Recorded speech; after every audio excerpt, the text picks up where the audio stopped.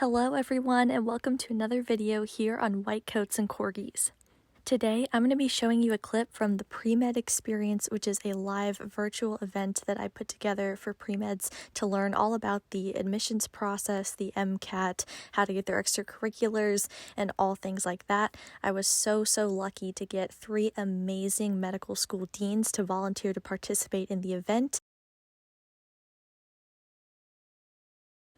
All right, let's go ahead and get started.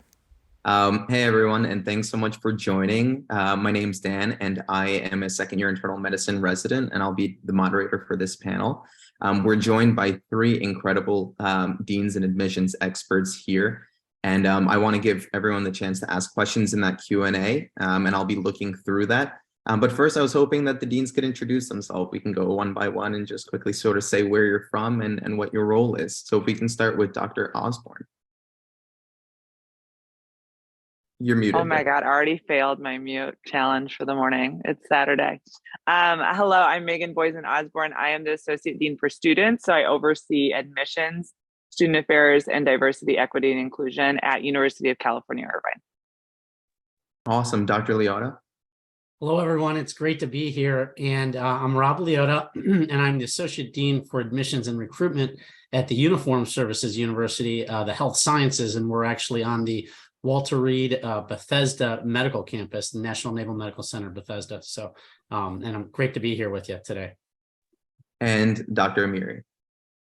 Hi, everyone. I'm Layla Amiri. I'm the Associate Dean for Admissions at the Robert Larner College of Medicine at the University of Vermont. And so we're getting a lot of questions about different topics. One topic, though, I see that was mentioned here is that, the application cycle happens and then there's still other, there's other experiences that a student may be doing. So Dr. Amiri, this question would be for you then. As a junior applying this cycle, Libby asks, I have plans this summer to do research and volunteer more. Is there a way to show this future work on my application? That's a great question, Libby. And yes, there is. AMCAS actually allows you to put future hours. So you can put your activity in there and indicate how many of hours you will have and submit your application that way.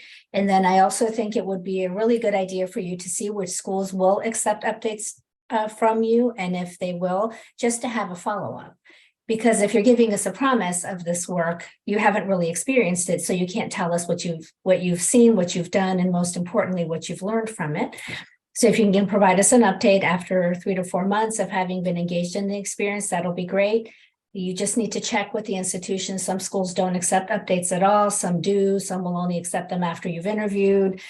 So you'll have to figure out how to navigate that, but definitely let us know what's in your future as well. We understand that coming by all of these experiences isn't that easy for everyone. So let us know what's coming forward as well.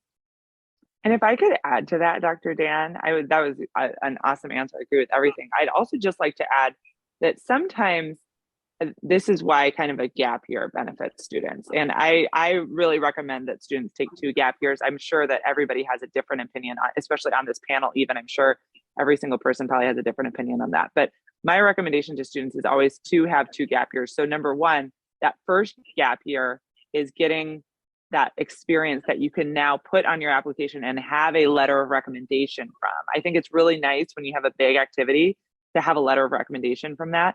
And so if it's projected or future, we're not going to see that letter of recommendation. So this is why sometimes applicants who have had 1 or 2 gap years do have an advantage in the application cycle, because they can spend that first year getting all those experiences, and then they have letters of recommendation to show for it. Then they can project those hours in that second year, but already have some foundation in it.